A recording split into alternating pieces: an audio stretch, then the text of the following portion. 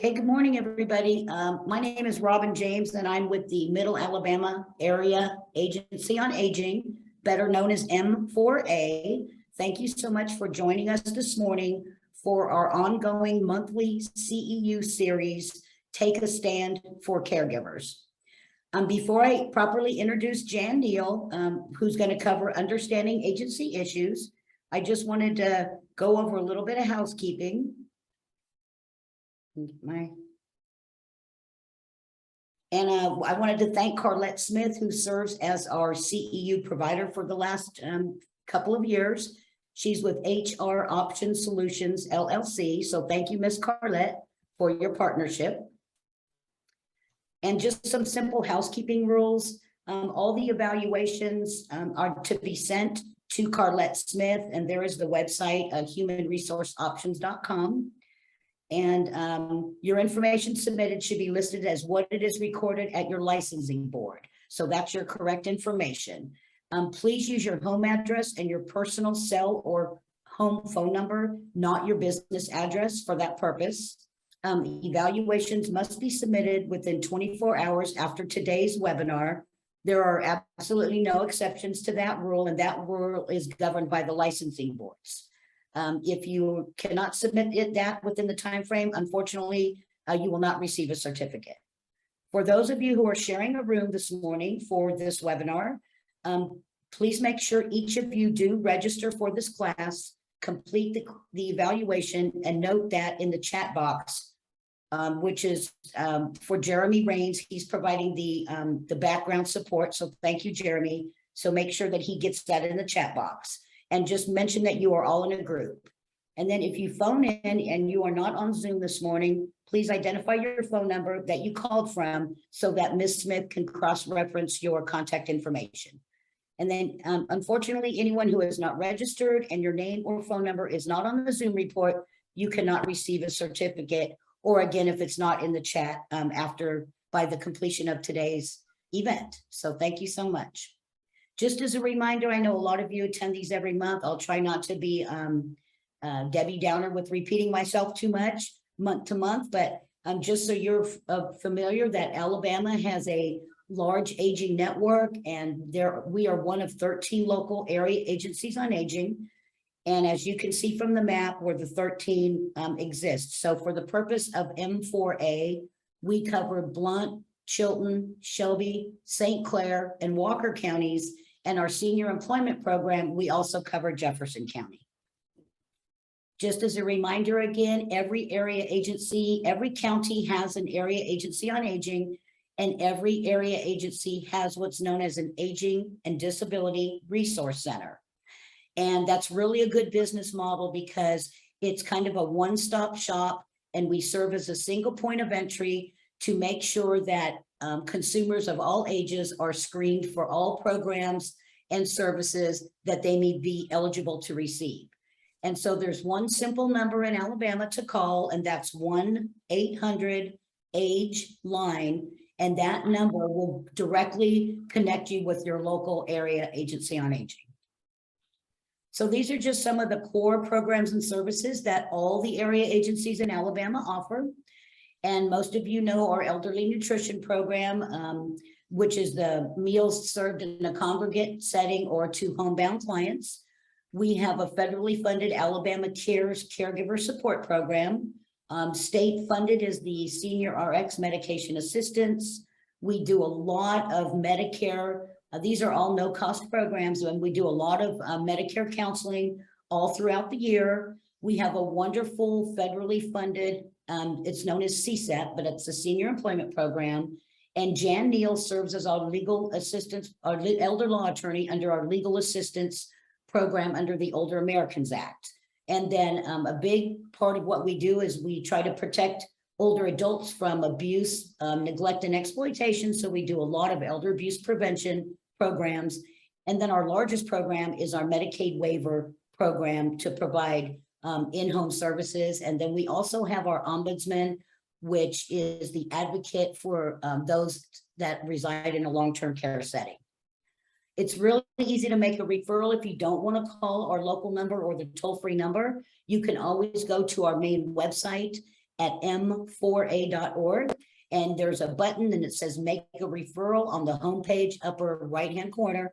And we get thousands of these referrals. And so we will forward that to our Aging and Disability Resource Center specialists, who will then contact the consumer and provide all of the help and support that they need. So I just wanted to bring you all up to speed. During COVID, M4A had started a brand new nonprofit 501c3 for All Foundation, and we have created the Elder Justice Center of Alabama. This does serve the entire state of Alabama. And so I know a lot of you follow our newsletter, and so you know all the different direct services and programs. I just wanted to let you know that we have officially opened our doors on June 15th, and we have partnered with the UAB School of Nursing. So we have 2 nurse practitioners here 2 days a week. And so we will, for our adult day health center, known as Best Days, and we will be opening that August 16th. And then I would encourage you to go to our standalone website at elderjusticeal.org. And we just produced a brand new 6-minute video. And once you see the video, you'll get a really good understanding and knowledge about what services will be housed under the Elder Justice Center. So there's our phone number if you need to reach us. We're here during local business hours. So I just wanted to make sure you all know that we have officially opened. I'm just going to go ahead and introduce Jan Neal. And Jan has, again, she's been providing legal services for not just our area agency, but several of the others. And Jan has really established a reputation of successfully representing senior, injured, and disabled clients across the state for over 30 years.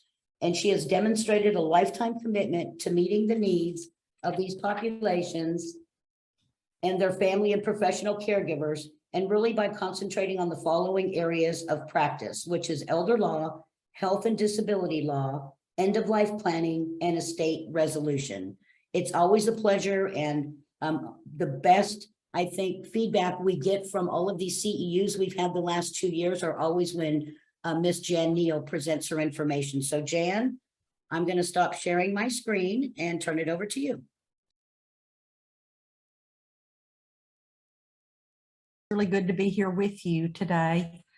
We're going to talk about agency issues and understanding how to act for another person as an agent. I've given you my contact information, and you're going to be able to access these slides at SlideShare. After the presentation, I'll make sure that you know where you can go to get them. Now, the reason that agency matters so much is for a number of reasons. A lot of times we talk about what documents you can prepare, and today we're going to go beyond that. Once you have prepared your documents, the question becomes, what can an agent do? You may be someone who is acting for another person through some legal means, or it might be that you're a professional and you're working with people who are agents for the patient. So it's really important to understand how far people can go with different agency designations. You might see someone appointed in an advance directive. They can make financial, medical, or end-of-life decisions for people who can't act for themselves. You might see an agent that's appointed through a court, like you see a guardian or a conservator. And then you might see an agency that appointed an agent. An example of that would be the Social Security Administration or the VA. And it's important to understand that when you're appointed by an agency, you only have authority over those particular benefits that are paid by that agency. Something I want you to be aware of and careful about is the term sponsor. A lot of people treat the term sponsor as though that person is a legal representative, and they're not. Sponsor is really just an agency designation. You see nursing homes and various entities like that who refer to the sponsor as the person that they contact in the event of a problem. But don't get that mixed up with a legal representative, because that person really doesn't have legal authority. Agents for healthcare decision-making and end-of-life decision-making can also be put in not only a durable power of attorney, but can have a separate advance directive for healthcare. And it's also important to understand that an agent can be designated or appointed in a trust to make financial and medical decisions. So there are a lot of different ways that a person can become an agent for another. I really stress this rule. When you're dealing with someone and you're trying to figure out whether to take directions from them or not, it's so important to cover what a lawyer taught me when I was a legal assistant. It's the four corners rule. It used to make me crazy, but she would make sure that I had read everything that's within the four corners of a given document. And I know that's hard to do because we're all really busy and we live in a world of skimming, but I can assure you that you can get yourself and your agency in a lot of trouble if you don't really read everything that's in a power of attorney, if you're going to rely on that document or an advance directive for healthcare. I like to say that assumptions create liability, and that problems do arise if you don't know for sure exactly what's in the document. And if you are confused about what's in the document, it's really important to know where to go to get some advice about it. And examples of confusion, I'll tell you about a case I recently dealt with. The agent had accepted the end-of-life designation whenever you do, for instance, power of attorney, and you name somebody to handle financial, routine medical, and end-of-life decision-making. The agent that's going to handle end-of-life decision-making has to actually sign accepting that role. But the thing is, they can sign at any time after the document has been signed by the person giving the power. There's no notary requirement or anything like that. So the person can just create their power of attorney and then send it off to the relatives to say, yeah, I accept this role. Well, not long ago, I was dealing with a nursing home, and that particular social worker thought because the agent had accepted that authority after the document was signed, that made the entire document no good. And so here you had someone who really needed to take care of a relative in a nursing home, and they were being told your document isn't good. Well, fortunately, I did their document, and so I went looking for the right person to talk to. The social worker had talked to a lawyer friend of hers who confirmed her suspicion that it was a bad document. But when I got the corporate attorney on the phone, obviously he followed the law and looked up what I provided him. And obviously it was a good document. So, that just created a big mess because the person who was confused about the document didn't go to the lawyer that was designated by her agency. So that's one thing to look at. Another problem you often see is social workers who try to get advice from the ombudsman or the Older Americans Act legal assistance provider. In certain circumstances, that might be okay. But if there's a conflict between the agency and the patient, the social worker needs to go to the person looking out for the interest of the nursing home. Because if you come to the ombudsman or if you come to the Older Americans Act legal assistance provider, trust me, we're going to give you the best advice we can to protect the patient. And sometimes the social worker needs to be sure they're also protecting their agency. Some terms you need to be familiar with is the person who signs the power of attorney is called the principal, and the agent that they appoint is the attorney in fact. And you would use that term to refer to the person that is appointed to handle financial matters or routine healthcare decisions.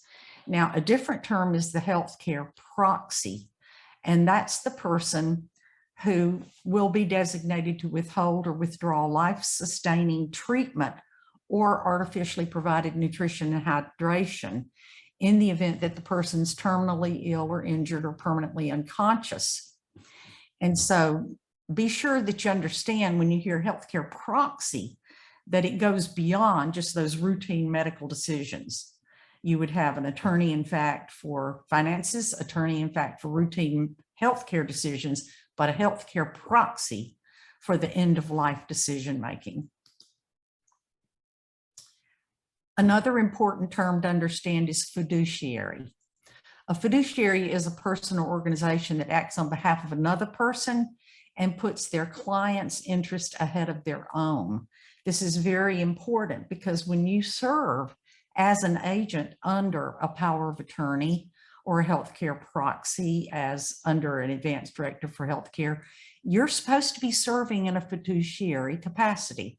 In other words, even if it makes it real hard for you, you have to look out for the best interest of the person who appointed you. So it's no small thing to accept serving as someone's agent. It's really important to understand what you're legally bound to do. Now, incapacity means the inability of an individual to manage property or business affairs. And that's because the person has an impairment. They can't receive or evaluate information or either make good decisions or communicate those decisions, or that person might be missing or detained. A ward is the term to describe a person over whom the court has appointed a guardian or conservator. So you have the guardian looking out for the ward or the conservator looking out for the ward. You can put all of these powers into one document, into the durable power of attorney. Anybody who's ever dealt with me knows that that's generally what I recommend you do. I've given you legal sites for where that authority is in Alabama law. Whenever you're dealing with a court-appointed guardian and conservator, it's important to understand that the guardian only has authority over a person's body, but the conservator has authority over the person's finances. So normally you see that the court will appoint the same person to be the guardian and conservator, but sometimes they split that and they'll name one person to be guardian, another to be conservator. Or it could be that the court only appointed a guardian. So that person only has authority to make decisions about the care of that person's body, but they don't have any financial authority to act for somebody. It's just important to understand those distinctions. Another incredibly important point is that powers of attorney that were created in Alabama on or after January 1st, 2012 are presumed to be durable, and that means they stay in effect even if the principal becomes incompetent.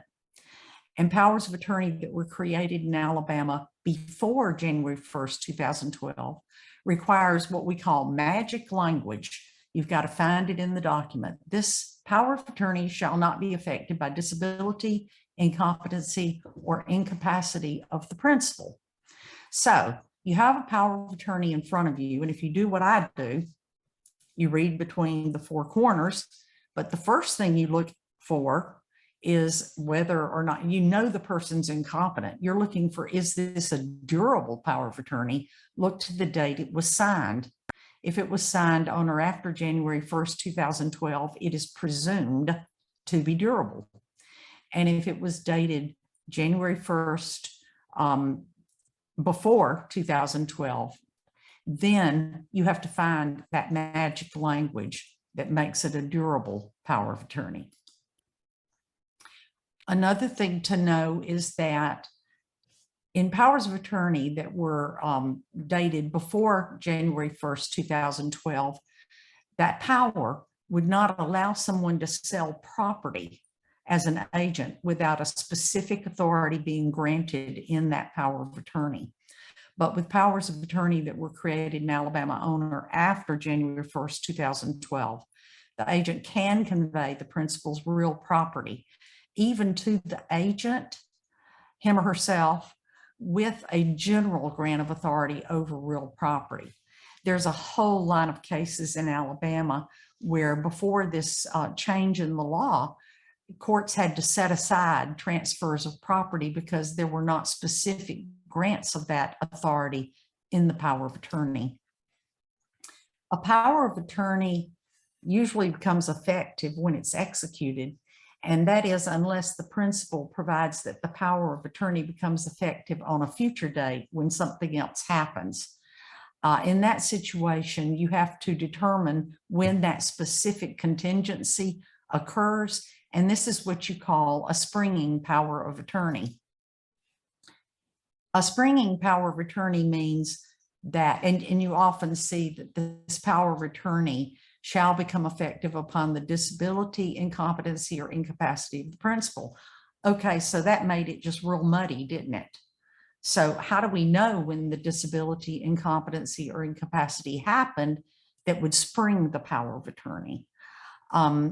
Normally what you'll do is put in there that a particular, my doctor or a doctor or someone licensed to practice in Alabama has determined that I am no longer able to make decisions for myself.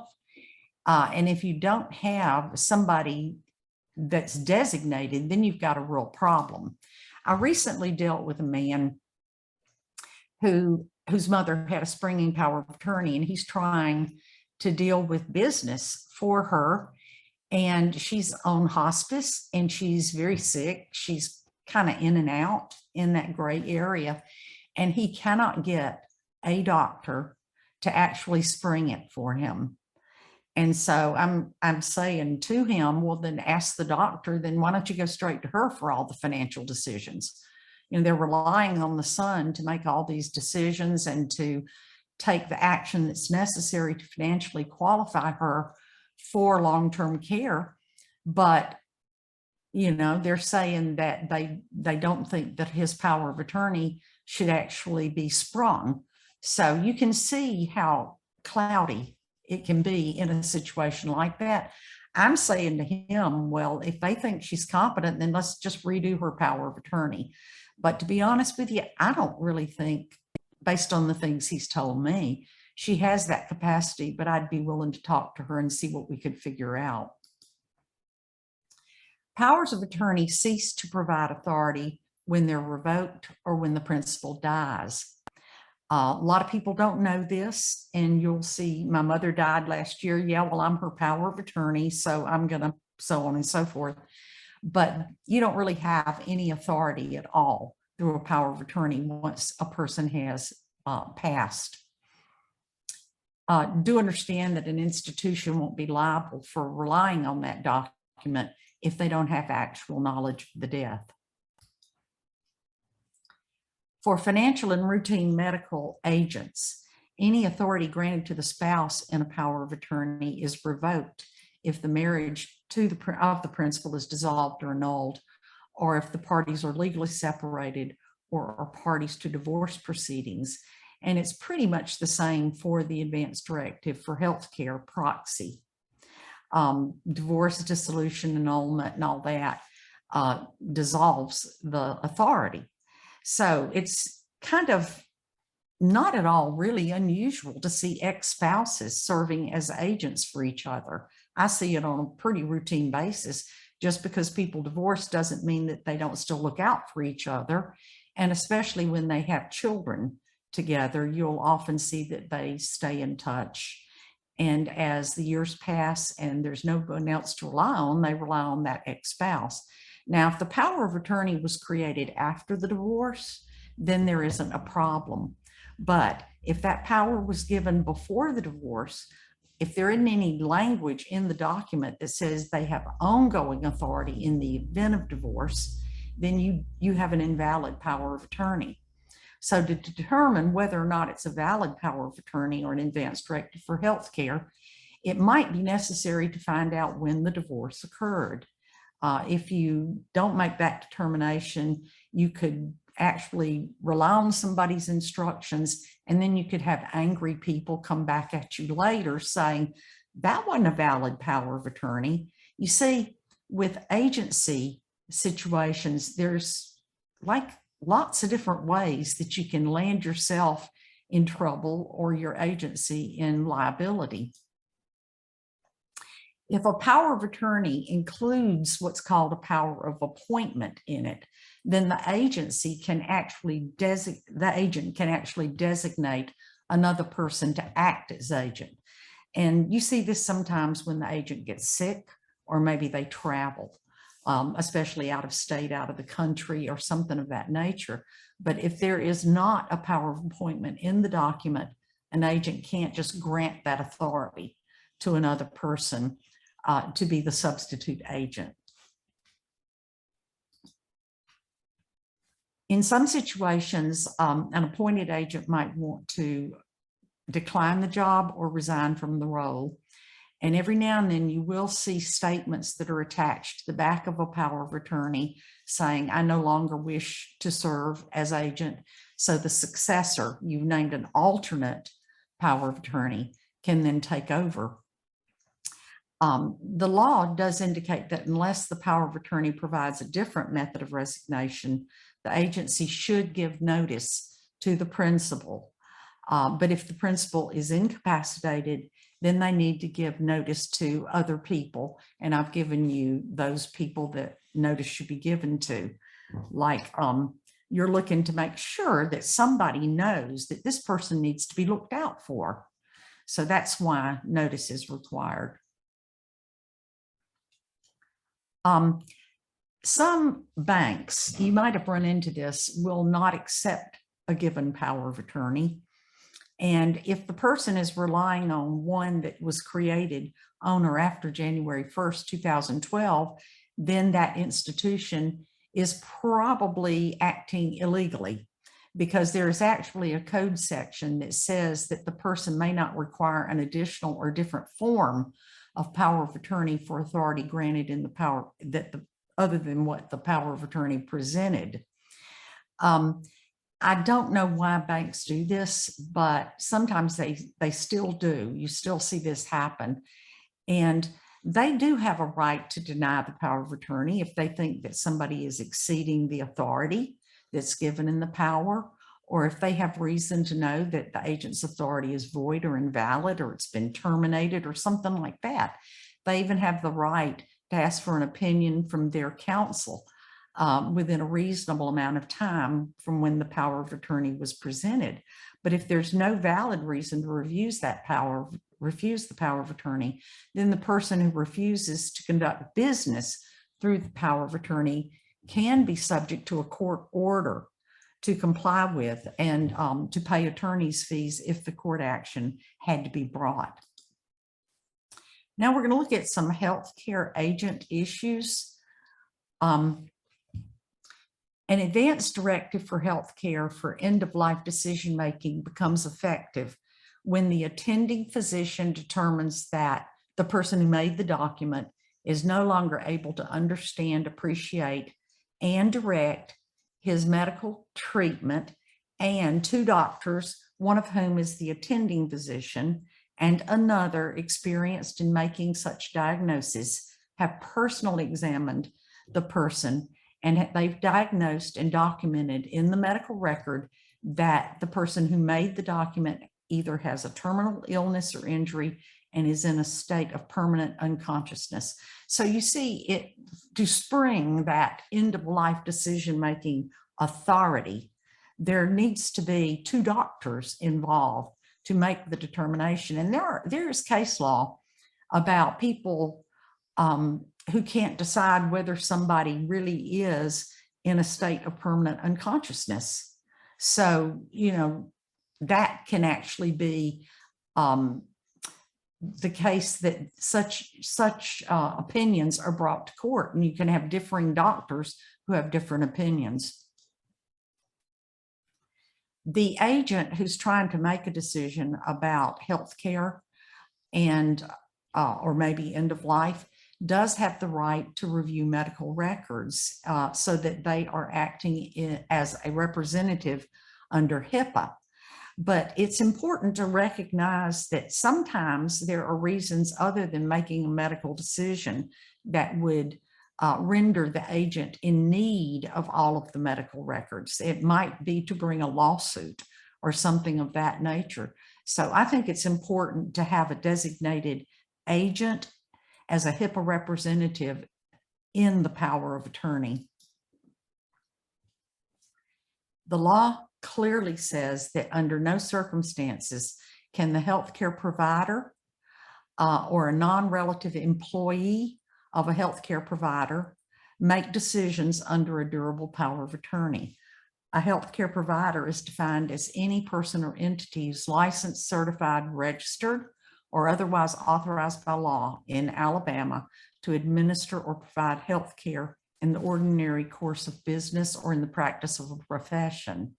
Any healthcare provider that's appointed would be directing care under an invalid authority. So this is important to recognize. You do see situations where sometimes an agent is employed by the nursing home, but it's their aunt or it's a cousin or something of that nature. I don't see a prohibition against that, but I would be really careful with that. And I would point that out to my agency that employs me so that they can get an opinion on that and make sure that there's no prohibition going on to serve as the power of attorney. A do not resuscitate order is signed by the doctor instructing that resuscitative measures not be provided to a person under a physician's care in the event that the person is found with cardiopulmonary cessation. And DNARs can be issued by the doctor, but they require the consent of the patient if they're competent or the person's legal representative. So it's important to recognize that the doctor can't just say, I'm going to issue a DNAR. The patient has to actually go along with that, and that must be something they or their legal representative wants. Now, for years, DNARs were used in given healthcare facilities, but they were only valid in that particular facility that created that order. And if you left one facility and you went in another, then a different DNAR had to be signed. But in 2016, Alabama passed a law addressing what's called a portable DNAR that would be valid across multiple healthcare settings. Now, a lot of facilities still use their own DNARs, but if you want it to be a portable DNAR, the law requires that you use the form that's provided by the State Board of Health Administrative Code 42519 at Appendix 2. There is a specific form provided there. And sometimes that's a little easier on the patient and the family if they've already decided that that's what they want, to not have to redo those orders every time someone moves. A healthcare provider who refuses to comply with a living will or the directions of a duly designated proxy or appointed surrogate, or who refuses to honor a DNAR executed in compliance with the law, has a duty to advise the patient and any individual designated to act for the patient and permit that patient to be transferred to the care of another healthcare provider. That healthcare provider is supposed to cooperate and assist the patient to get into the hands of a different doctor, and the provider refusing to comply won't be liable for refusing to honor the directive. So, you know, doctors can do what they want to do. It's just that the people that want their own wishes to be followed can be moved to a different physician. And during the time for the transfer, before the transfer, all life-sustaining treatments and resuscitation will continue, and artificially provided nutrition and hydration until a new doctor is appointed. Now, it is illegal to conceal or cancel, deface, obliterate, or damage a DNAR, and that can land you with a Class A misdemeanor with a potential of a year in jail and $6,000 fine. And it's even worse if concealing that DNAR or concealing the fact that a person revoked one, if that's used to actually direct someone's care and hastens someone's death, then that's a Class C felony, and it's punishable by 1 year and a day to 10 years and a $15,000 fine.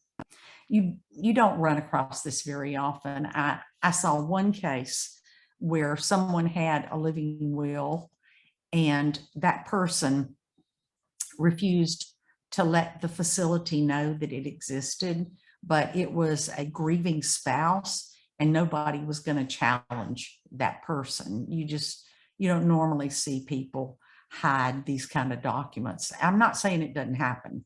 I'm just saying I don't run into it very often. Limitations on healthcare agents and physicians. A healthcare directive permits the agent to make all decisions the principal could make, but does not include psychosurgery, sterilization, abortion when not necessary to preserve the life of the principal, or involuntary hospitalization. The advance directive for health care of a patient who's known by the attending physician to be pregnant shall have no effect during the course of the patient's pregnancy. An advance directive is for health care executed in a different state, complying with the laws of that state or of Alabama's law, like maybe the same signing requirements are in effect in a different state as it is in Alabama. The medical profession will accept that healthcare directive, but still they cannot administer the types of healthcare that are prohibited in Alabama. So that's an important thing to keep in mind. Agents can be compensated unless the power of attorney provides otherwise. The thing that I always admonish people about is be careful about this and be sure you don't overcharge, because you don't want to run into a transfer penalty with Medicaid or disputes with other relatives, because it could be that somebody doesn't like the fact that you're charging X amount to be the agent. Now, agents must act in accordance with the principal's reasonable expectations to the extent they know them in good faith and only within the scope of authority granted in the power of attorney. Now, I give you an example. John gave a power of attorney to his son, Alan. John despised his nephew, Earl, and made a point of how he wouldn't spit on him if he was on fire. It would be a breach of his duty for Alan to use John's money to pay for Earl's bail, based on actual knowledge of John's reasonable expectations. So that would be improperly acting under the power of attorney if he supported something that he knew that John was absolutely not in favor of.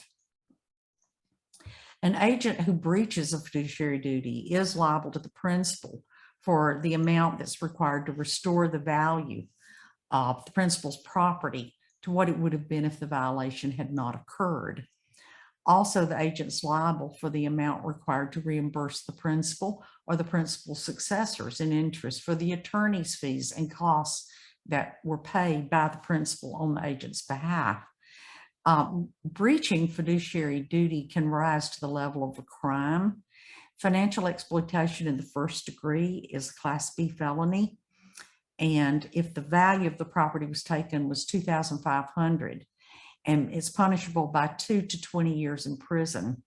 And it goes on down to lower amounts taken between $500 and $2,500 is Class C felony, and financial exploitation in the third degree is the property taken did not exceed $500, and the fines and the sentence for spending time in prison are both decreased. Exoneration of an agent for liability. A principal can actually exonerate or relieve an agent of liability for breach of duty. Any of these provisions that are included in a power of attorney can be honored unless it relieves the agent of liability for breach of duty committing dishonesty with an improper motive or with reckless indifference to the purposes of the power of attorney or the best interest of the principal. If it was inserted as a result of abuse of a confidential or fiduciary relationship with the principal, in those situations, then the agent cannot be exonerated. And as an example, John's power of attorney relieves Alan of liability for breach of duty, but the provision is not binding when Alan takes all of John's money to go gambling and leaves John with no funds to pay for his nursing home charges, because that's indifference to the best interest of John. Or as another example, John's power of attorney relieves Alan of liability for breach of duty, but the provision is not binding when Alan forges checks on John's account to take his money. So there's only so much that you can do to relieve or exonerate the agent.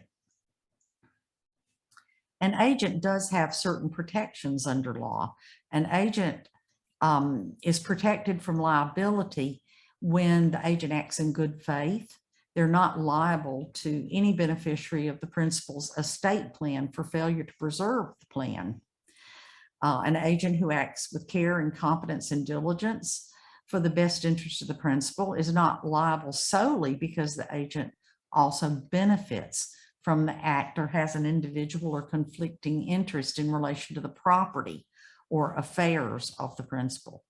Absent a breach of duty to the principal, an agent is not liable if the value of the principal's property declines. You know, we have good markets and we have bad markets, and an agent can do the best they can, but it doesn't necessarily prevent the principal from losing money that was in his estate. An agent that exercises authority to delegate to another person the authority granted by the principal, or that engages another person on behalf of the principal, isn't liable for an act, error in judgment, or default of that person if the agent exercises care, competence, and diligence in selecting and monitoring the person. An example of that might be attorney malpractice. An agent hired an attorney, thought they were on top of the case, but they're not responsible if the attorney malpractices or if an accountant malpractices, as long as they use their best diligence in looking after the principal's business. An example, Alan is not liable to John if he acts in good faith but has to use money for John's care that John had previously designated as an inheritance for others in his will, or if he uses care but the value of John's investments decline. You know, we see people all the time who prepare great estate plans and they know exactly who they want their property to go to, but they didn't take into consideration the fact that they might need Medicaid in a nursing home. And so all of that property gets used up before the person dies and the will is ever probated. The agent would not be responsible for that. Now, co-agents can present some interesting conflicts and problems. For powers that were created before January 1st, 2012, co-agents had to act jointly and in agreement. But for powers of attorney that were created on or after January 1st, 2012, co-agents may act jointly or independently unless otherwise specified. So sometimes you'll have people that create powers of attorney and they'll say, I know I want my kids to have to agree, they have to act jointly. And so when you explain to them the logistics, the problems with the logistics that might happen, all people have to be present for every single act, they might say, okay, well, they can act jointly or independently. So people need to think through as they do make their agency, their joint co-agent designations. An agent is generally not liable for the breach of fiduciary duty committed by another agent unless they conceal or participate in that breach of fiduciary duty. So a co-agent with actual knowledge of a breach or an imminent breach of fiduciary duty by another agent is supposed to notify the principal. And if the principal is incapacitated They're supposed to take action reasonably appropriate with their circumstances to safeguard the principal's best interest.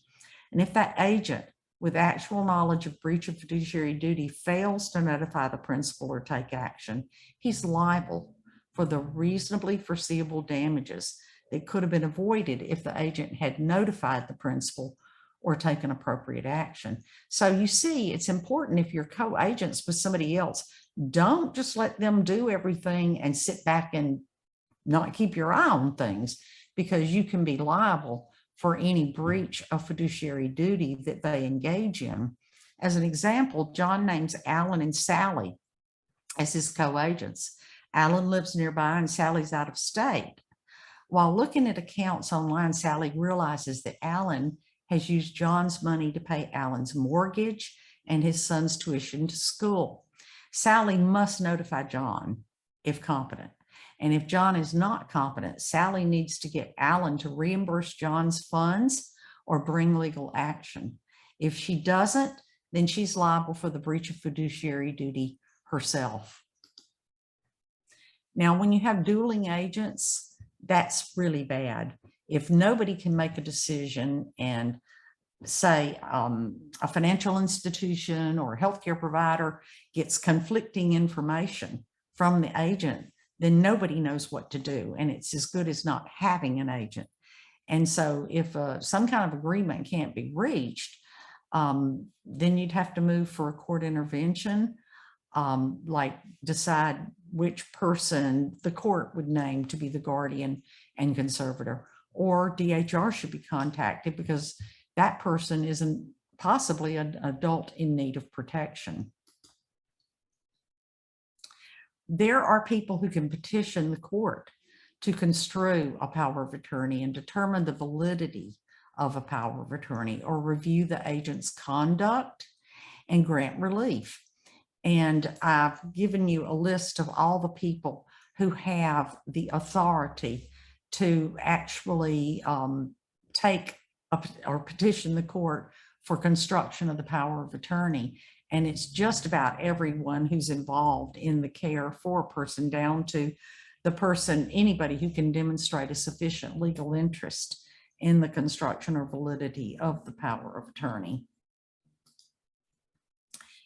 Upon a motion by the principal, the court will have to dismiss the petition if the court determines that the person who made that power of attorney is actually competent.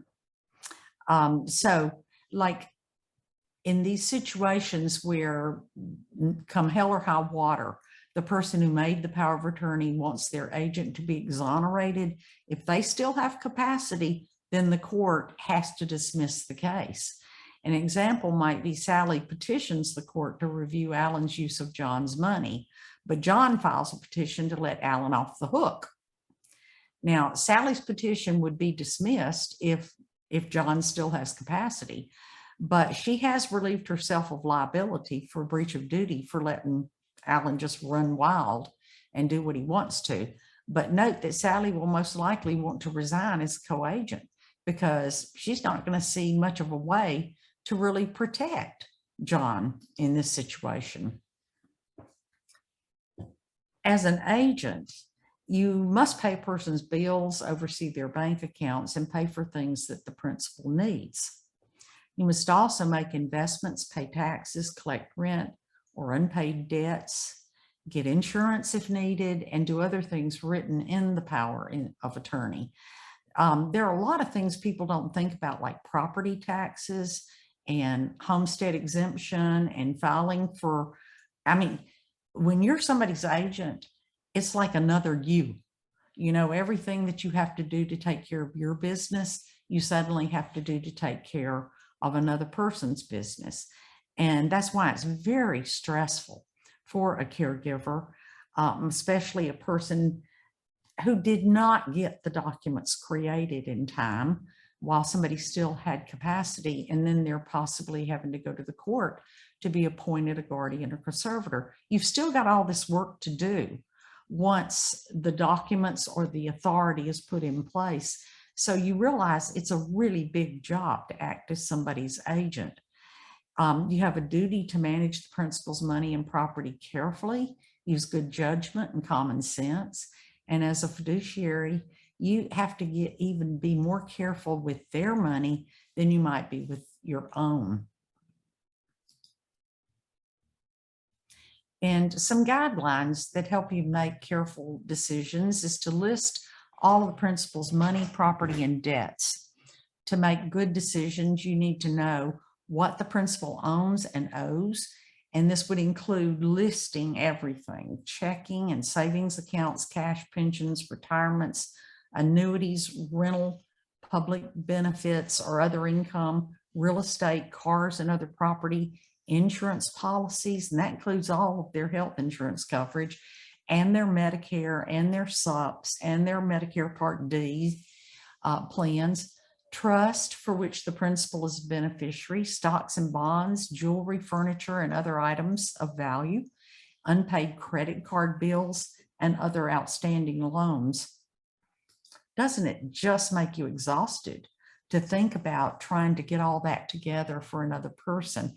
That's what people that are serving as power of attorney very often find themselves in a position of having to do.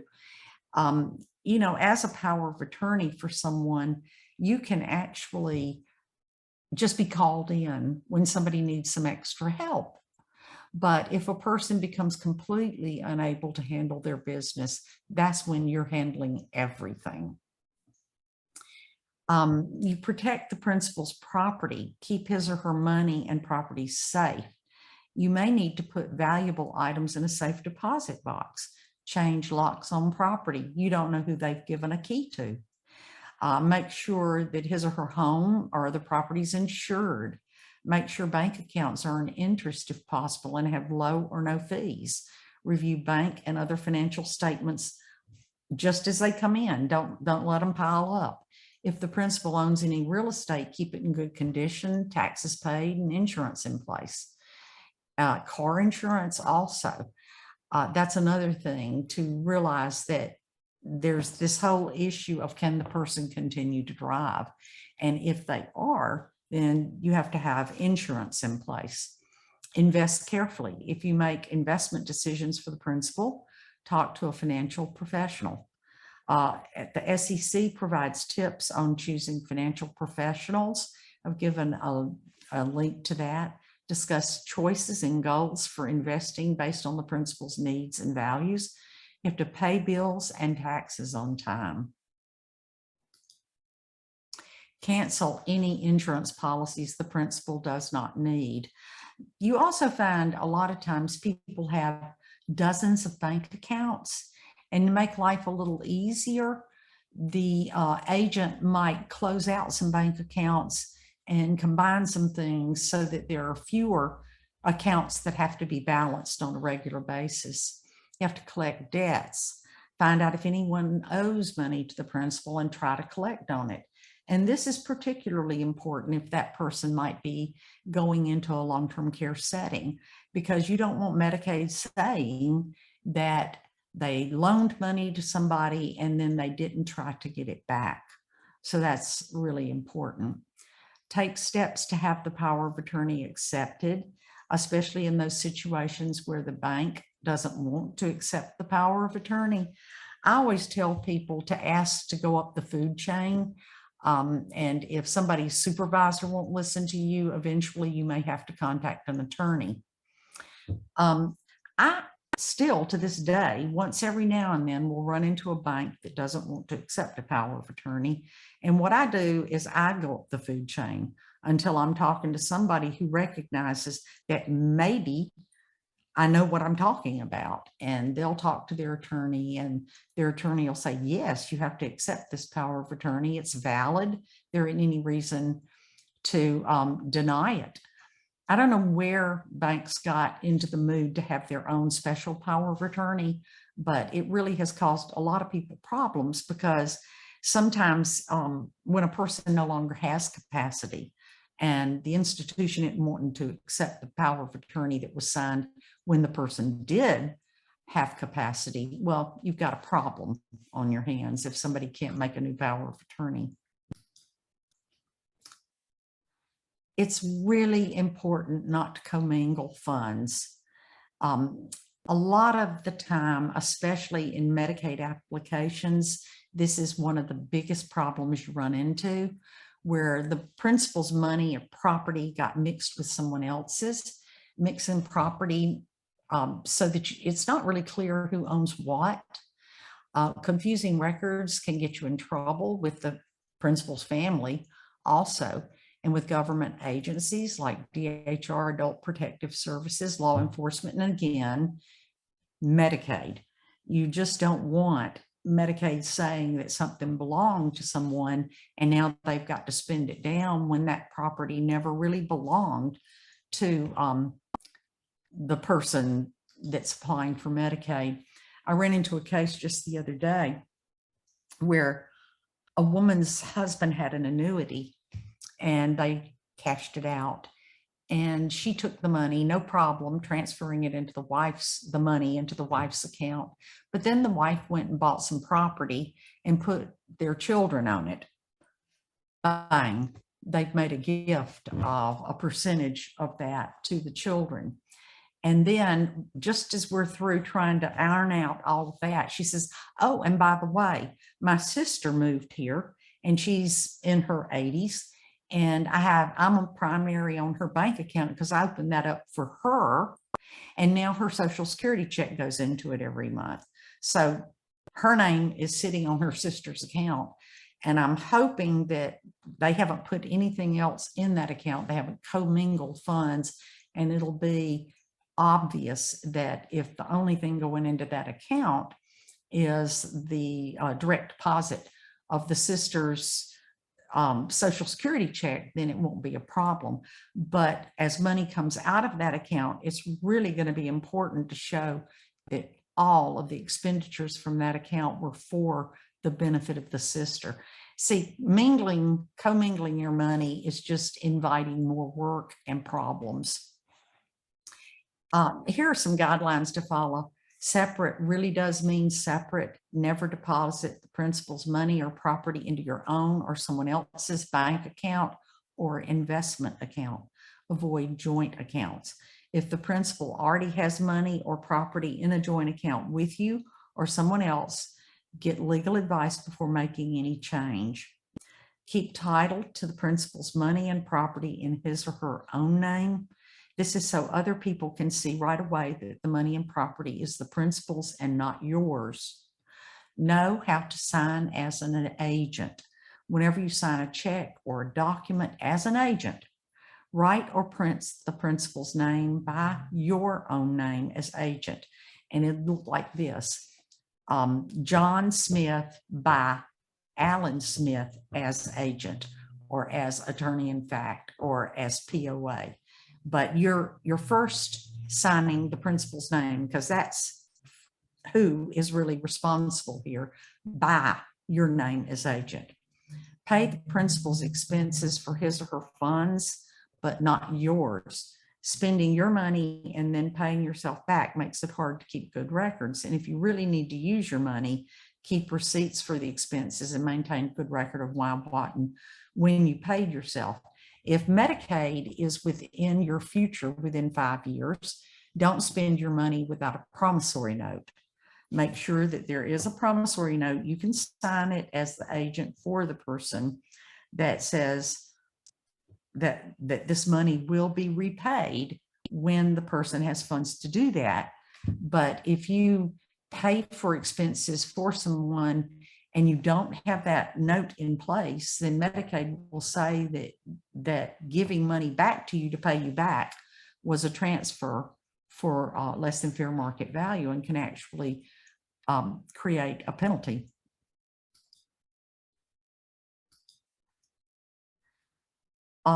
Keeping good records is critical because you need to present true and complete records of the principal's money and property. Your records need to include receipts, disbursements, and transactions made on the principal's behalf. Alabama law allows the principal to review your records to check up on you. So if you're serving as power of attorney for a relative, that person you're serving for can review all your records.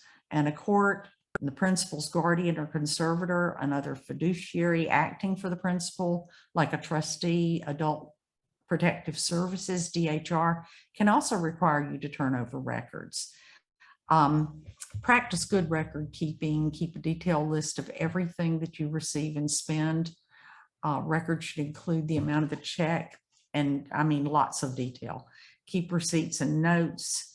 Avoid paying in cash because it's real hard to prove how that cash was spent. And Alabama law says that you can be paid for acting as the agent, but again, if so, make sure it's reasonable. Now, one thing that I did not include in my presentation, but I think it's important to understand, is that a power of attorney does not need to be filed with the court unless there's going to be, for instance, a property transfer and you're selling your mother's house and you're her power of attorney.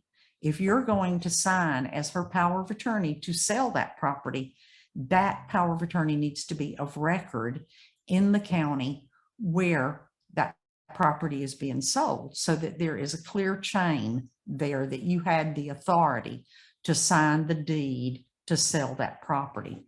A lot of people think that they're supposed to file a power of attorney in the probate court just routinely, but routinely they're not filed unless you are going to use it to transfer title to property or something of that nature. That concludes my presentation. I'm going to have this presentation up at our Neal Law Firm SlideShare page, and it's at slideshare.net/Jan Neal. And I will also post on Facebook on our page for our firm how you can access the material so that you can have it and look back over it.